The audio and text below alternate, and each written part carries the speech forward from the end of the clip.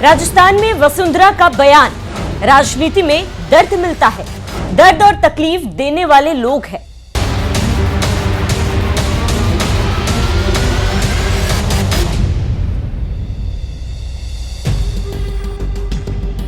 नमस्कार, आप देख रहे हैं न्यूज एक्सप्रेस और मैं हूं आपके साथ शाफ्ती पटनायक। राजनीति अक्सर सत्ता, संख्या और रणनीति की भाषा बोलती है, लेकिन कभी कभी कोई नेता जब मंच से दिल की बात करता है तो सवाल उठाते हैं, क्या यह सिर्फ आध्यात्मिक उपदेश है या फिर सत्ता के गलियारों में छुपे दर्द का सार्वजनिक इजहार। राजस्थान की पूर्व मुख्यमंत्री वसुंधरा राजे ने सोमवार 26 जनवरी को कुछ ऐसा ही कहा, जो सुनने में आध्यात्मिक था लेकिन समझने में गहराई से राजनीतिक। छोटी खाटू में आचार्य महाश्रमण मर्यादा महोत्सव को संबोधित करते हुए वसुंधरा राजे ने जैन धर्म की अहिंसा की परिभाषा को राजनीति से जोड़ दिया। उन्होंने कहा, हिंसा सिर्फ हथियार से नहीं होती, किसी का दिल दुखाना, किसी का दिल तोड़ना भी हिंसा है। राजनीति में ऐसा अक्सर होता है। अब सवाल यह है कि राजनीति में किसने किसका दिल तोड़ा और वसुंधरा राजे किस दर्द की ओर इशारा कर रही हैं। अहिंसा की बात, लेकिन निशाने पर राजनीति।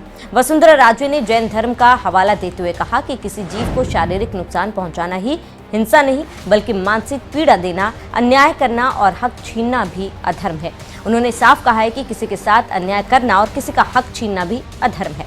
जानकारी देते चले कि यह बात किसी साध्वी या संत की लग सकती है, लेकिन जब यह बात बीजेपी की सबसे बड़ी महिला नेता कहे तो उसका राजनीतिक मतलब भी निकलता है। राजस्थान में वसुंधरा राजे कोई साधारण नेता नहीं है। वो 2 बार मुख्यमंत्री रही, बीजेपी की सबसे मजबूत जनाधार वाली महिला चेहरों में से एक है और बावजूद इसके पिछले कुछ वर्षों से पार्टी के भीतर हाशिए पर खड़ी दिखाई देती है। क्या यह बीजेपी नेतृत्व का संदेश है या राजनीतिक गलियारों में यह सवाल तेज है कि क्या वसुंधरा राजे का यह बयान बीजेपी के केंद्रीय नेतृत्व के लिए एक संदेश है।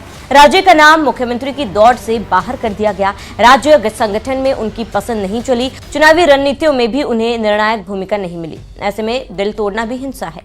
यह वाक्य सिर्फ दर्शन नहीं बल्कि अनदेखी की पीड़ा भी हो सकता है।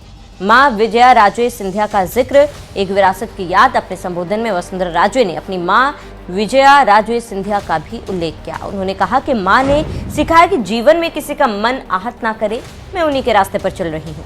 विजया राजे सिंधिया सिर्फ एक नेता नहीं थी, वो जनसंघ और बीजेपी की वैचारिक स्तंभ थी।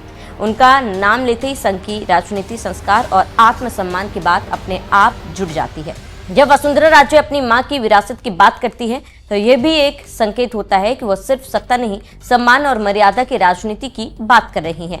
भागदौड़ भरी जिंदगी और राजनीतिक अकेलापन। वसुंधरा राजे ने कहा कि आज की भागदौड़ भरी जिंदगी में लोगों के पास समय नहीं है। अगर लोग समय निकालकर भगवान का स्मरण करें तो जीवन में कठिनाइयां आएंगी ही नहीं। जानकारों की माने तो यह कथन भी 2 स्तरों पर पढ़ा जा सकता है, एक आध्यात्मिक और दूसरा राजनीतिक। राजनीति के शिखर पर पहुंचने के बाद नेता अक्सर भीड़ के बीच अकेले हो जाते हैं। सत्ता के जाने के बाद यह अकेलापन और गहरा हो जाता है। क्या यह बयान एक अनुभवी नेता के आत्ममंथन का नतीजा है या फिर उस पीड़ा का इशारा जो सत्ता के बिना और संगठन की उपेक्षा में जन्म लेती है। महिलाओं की राजनीति 3 गुना संघर्ष। इस बयान से 2 दिन पहले 24 जनवरी को जयपुर में आयोजित जाट महिला शक्ति संगम में वसुंधरा राजे ने एक और अहम बात कही थी। उन्होंने कहा, राजनीति में महिलाओं को पुरुषों की तुलना में 3 गुना ज्यादा मेहनत करनी पड़ती है। यह बयान सीधे सीधे भारतीय राजनीति के पितृसत्तात्मक ढांचे पर चोट करता है।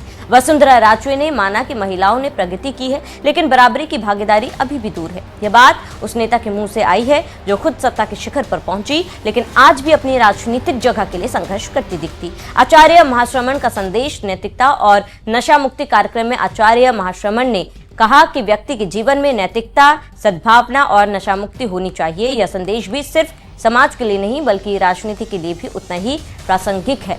जब सत्ता की राजनीति कटुता, अहंकार और टकराव से भरी हो, तब ऐसे मंच नेताओं को अपनी आत्मा से बात करने का मौका देते हैं। इसे आप समझ सकते हैं कि कैसे राजस्थान की राजनीति में बिसरा दी गई राजे किस तरह के बयान दे रही है।